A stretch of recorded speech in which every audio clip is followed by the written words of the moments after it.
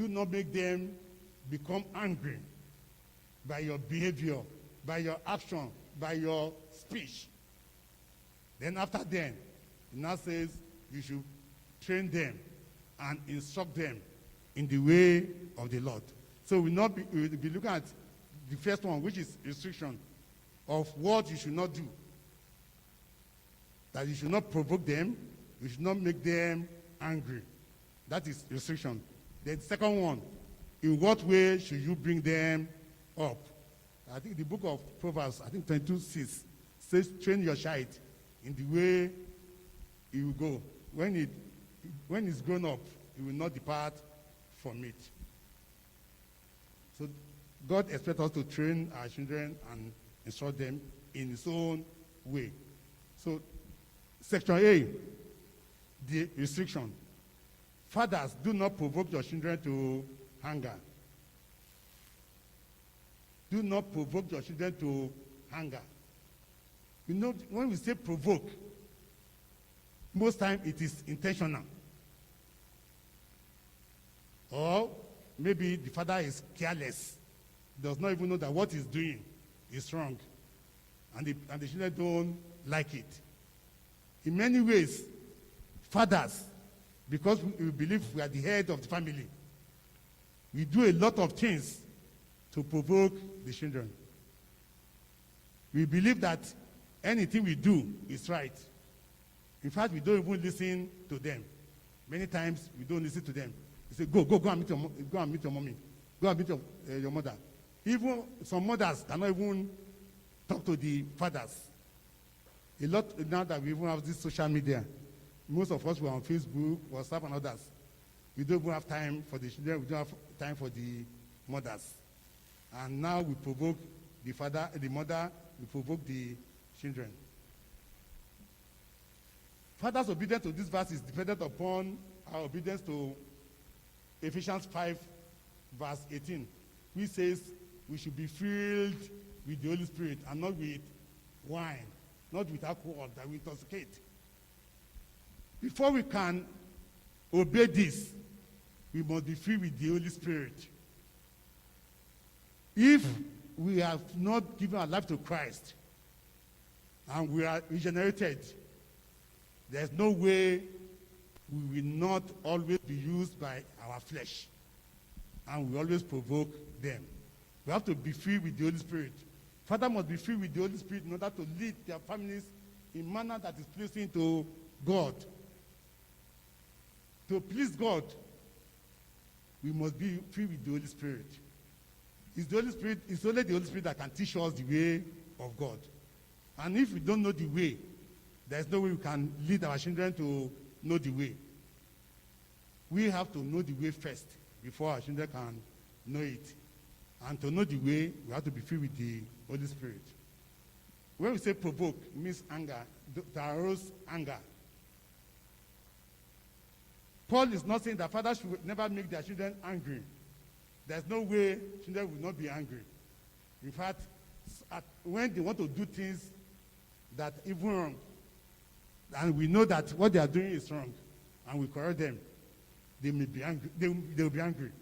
When they want to play, they want to go and play ball, they want to watch TV, and you're telling them, go and take your book, they will be angry. But those ones are positive anger. If you allow them to play moderately, and before you tell them, leave that place, go and take your book, that is not provocation. But every time you are not allowing them to even have time for themselves. They can't pray, they can't play, they can't play with their friends, they can't watch TV, everything, book. You will provoke them because they are not purpoters.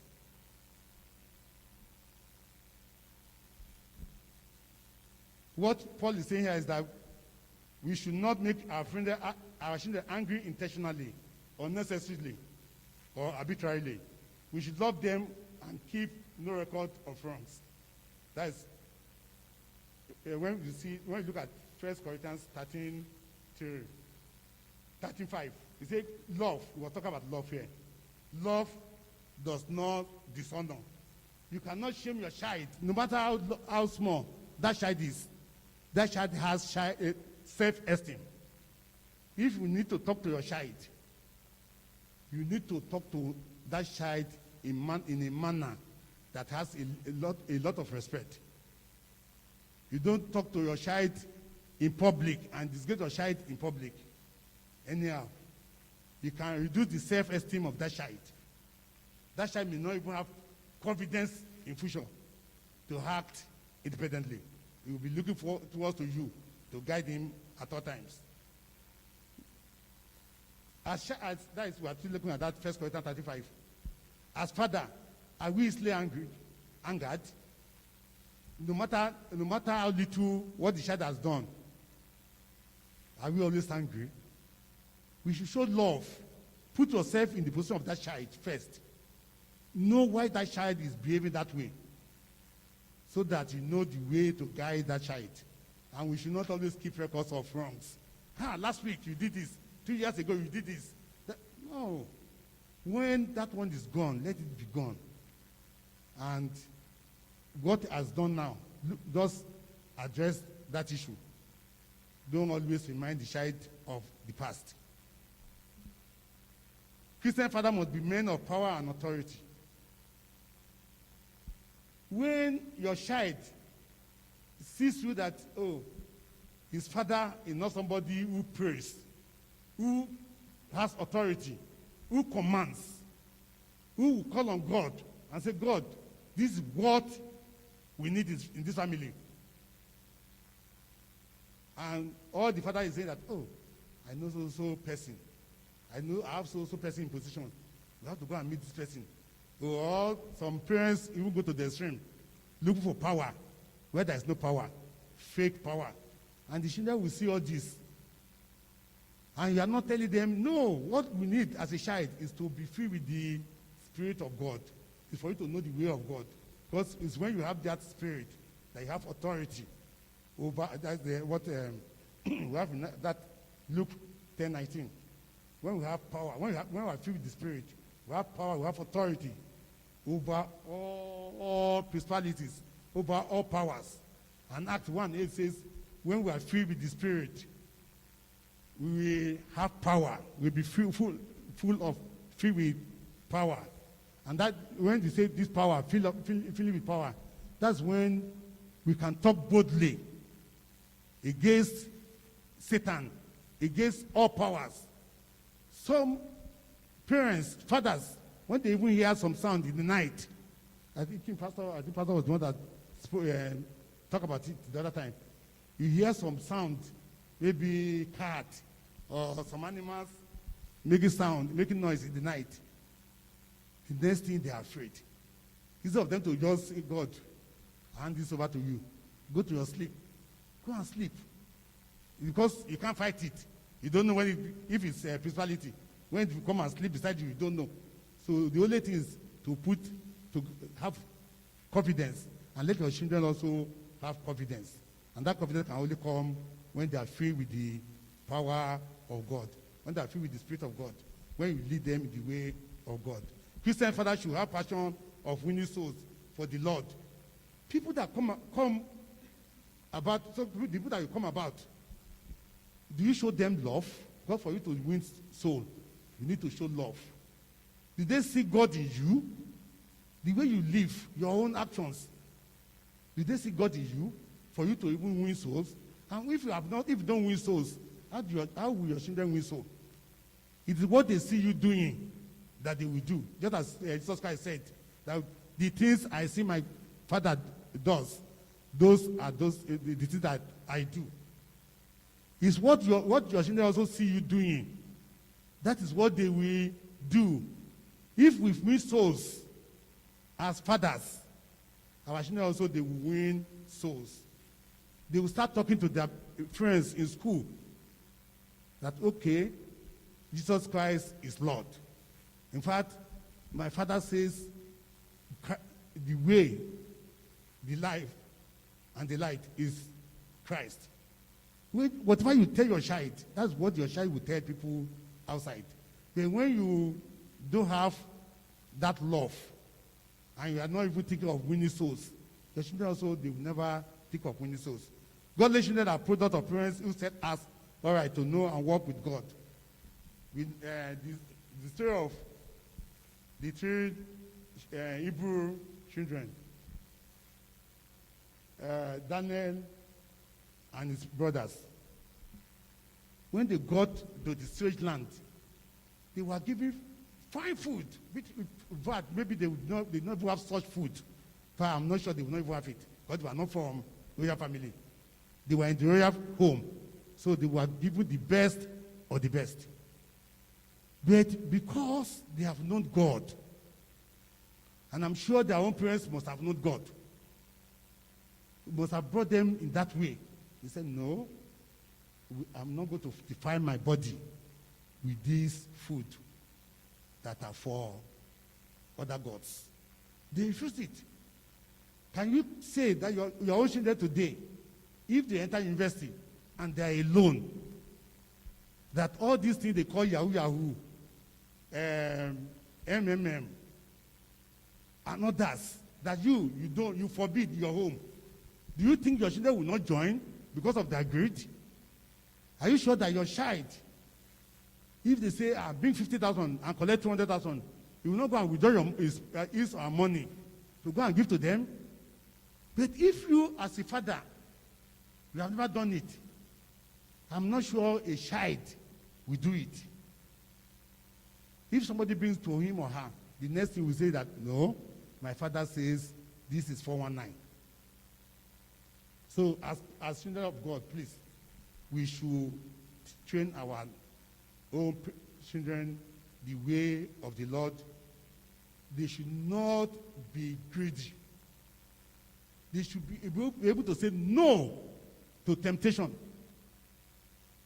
Because this food that was given to these people, it was temptation. Not that maybe they were just giving them to feed them. It was a lot of temptation if they are taking it. But today I'm not sure we have heard about Shadrach and Abednego. It will have been very difficult for us to hear about them. Let's go to section B. Responsibilities. We have talked about restriction. We should not provoke them. We should not make them angry. Bring them up in the training and instruction of the Lord. And this one is the more difficult one. Do we have time for them? Even ourselves, do we have time for our own devotion? Many fathers don't pray at home. We have been saying this thing for years. In fact, before I came to Abuja, we have been talking about this for years. Mothers in many homes, mothers are the ones that lead prayer. In many homes, mothers are the ones that have time to pray. So many fathers, they just wake up, they rush out. Though in Abuja, because there's no much hold up. In Lagos, another place in Port Harcourt, where there are a lot of hold up. A lot of fathers, they can't wake up earlier than the time that they wake up and they prepare within 20 minutes and leave home. They cannot say, okay, let me add another 40 minutes so that I can lead my family in prayer. As father, we should let our children know how to pray. God expects the father to take the lead in the responsibility of bringing up the children in the ways of the Lord. While the mother, school, churches, government, and all others should contribute their quota to the total development of the child. These days, we have people who work. In fact, the father doesn't have time, the mother does not have time. A child of 2 months is already at is it creche? I don't know how you call it. Creche. I have them a lot in my office to work. What the time they will not have for the child. When you don't have time for a child of 2 months, how will you have time for a child of 40 years? You will think, this one is already grown up. This one knows what to do. And that's why we hear a lot of evils that are happening in the world. because they have not been trained. Nobody has led them. We expect the church. How many hours do they spend in the church? What do they hear? Yes, even we that we are adults, is it everything that the pastors say from the pulpit that we follow? In fact, we can even sit down there, your mind will be elsewhere for more than 30 minutes, 1 hour during the service, not to talk about a child. So we as parents, we are the one to train the children. The schools, these days, teachers will say they have not been paid. Or how much are they paying me? That I'll come and kill myself because of someone else's child. They will abandon that child as long as the parents are paying. And before you know it, the child has learned a lot of vices. And you'll be shocked that your child has become another thing. Because you did not have time to even watch and study the child, to know how to guide the child. As parents, as fathers, we should study our children. We should watch them. We should evaluate even their performance in school and know when they're doing well, when they're getting better, and when they're getting worse. And they should be our friends. Because if you are far from your child, the child will not be able to open up to you. When the Bible says bring them up, it means to nourish, to nurture. And this one is what we parents, we fathers, mostly, we say we want to do. When they talk, say, have I not dropped money for food? I did not pay your school fees? I paid rent? What again? Those are just the basic. The most important one is for them to know God.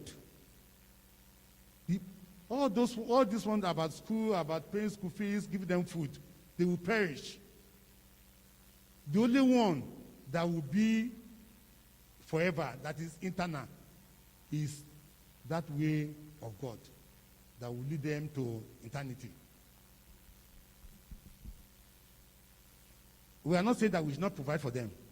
Even 1 Timothy 5:8 says that a father does not provide for his household is worse than an infidel.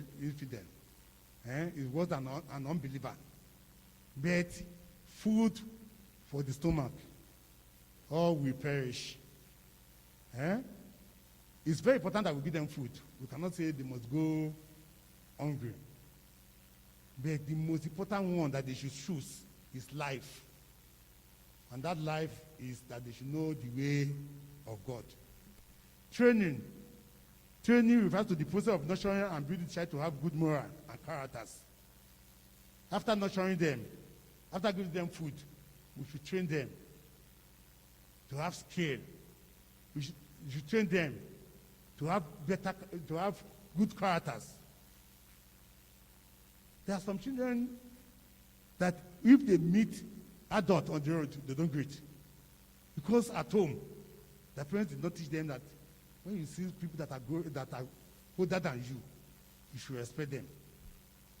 Some children, if you are climbing this staircase, if you are carrying Bible or something heavy, and they see old woman or old man, they will not pick, they will not say, Daddy, mommy, bring this thing. But there are some children that immediately see, even if they are going downstairs, they will collect and bring it up. That is good training. Don't say, because I am big. Nobody is big. Nobody is a big man in the presence of God. Nobody is a big man. We have had the way big men, coronavirus, have killed a lot. That is to tell you that there's no big man. No big man anywhere because you have breath, because you can breathe. That's why you think you are a big man. So if you don't train your child well in the way of God, the child in fact, the child will bring disgrace to the home in future. You have to build them to know how to handle their emotion. You cannot say because you love your child, then they can just get angry anyhow. And they learn that one from you. Because when you get angry, you have no respect for anybody. Well, is he feeding me? Nobody is feeding me. No. And when you are saying that, your child also will pick it from you. You should be able, as an adult, as a father, we should be able to control our emotion. All of us get angry. That's what all of us should know. All of us will get angry. In fact, there's no way you'll not be angry like 10 times a day. You see things that make you angry, at least 10 times in a day. But how you react is what matters. You can get angry and it will not pain you, but it will not even show. That person that even makes you angry will not even know. So when your child who's your presence sees it, the child will get angry. You know, say, but my father is not angry. The child will start to learn it. That it's not every time you get angry. It's not everything that makes you angry that you must react to.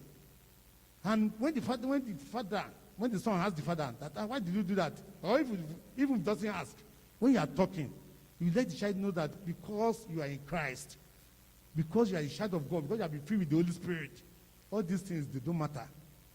And for you to be angry most times, it's because of pride.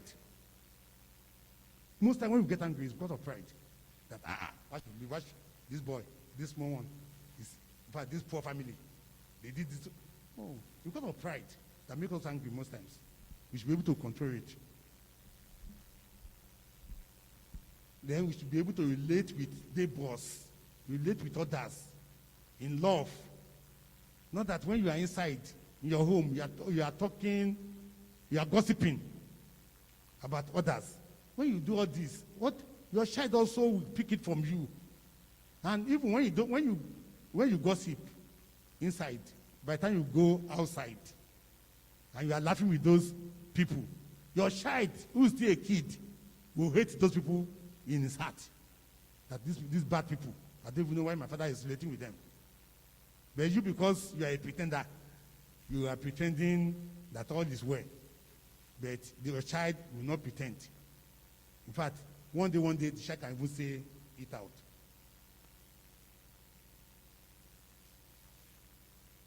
Okay, we say how to walk through this disagreement. Even when we disagree with somebody, when you show it, and two of you disagree, it's not unto destruction. It's not that, we must fight.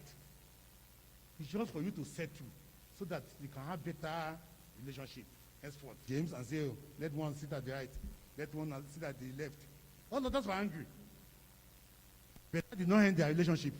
They still continue as a team, even after Jesus Christ had left. So there will always be conflict. Anyway, as long as you live, there must be conflict. But we must resolve it in godly manner. Conflict doesn't mean that we are satanic, or we don't have God, or we don't have the Spirit of God. No. As long as you have life, there must be conflict. We should be disciplined. We should know how to use our own time. If as a child, as a father, you are just coming to church late on Sunday, you know service will start by 8:30. You are coming for 8:30 service, and you are getting here by 8:45 or 9. And there was nothing that disturbed you on the road. It's just because you left late. And what are you doing? You are just maybe watching TV or doing some unnecessary things. Your child also will grow up to pick it from you. So as parents, please, let us discipline ourselves so that our children also can be disciplined. I want us to look at Hebrews 12, 5, 7, verse 5, then verses 7 and 8. I love that one. We have about 10 minutes, no, 5 minutes.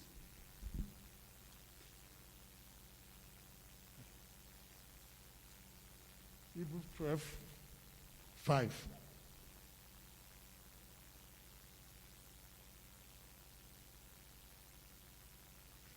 And have you completely forgotten this word of encouragement that addresses you as a father addresses his son?